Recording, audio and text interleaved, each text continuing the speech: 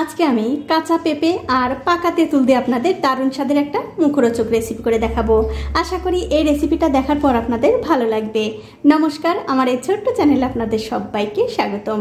তো রেসিপিটা করার জন্য দেখতে পাচ্ছেন এখানে আমি একটা পেঁপে কেটে নিয়েছি, তার সাথে নিয়েছি একটু পাকা তেঁতুল। এবারে এই পেঁপে থেকে খোসা ছাড়িয়ে ছোট ছোট করে কেটে নেব।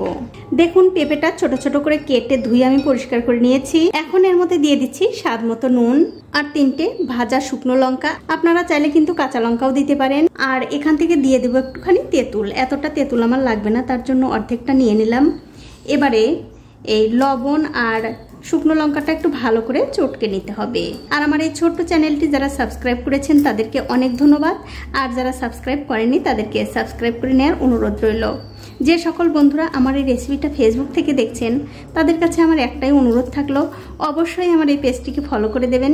তাহলে যখনই আমি নতুন কোনো ভিডিও নিয়ে আসবো সবার আগে কিন্তু আপনিই দেখতে পাবেন। এবারে তেঁতুল, শুকনো লঙ্কা আর লবণ দিয়ে এই পেঁপেগুলো খুব ভালো করে মাখিয়ে নিতে হবে।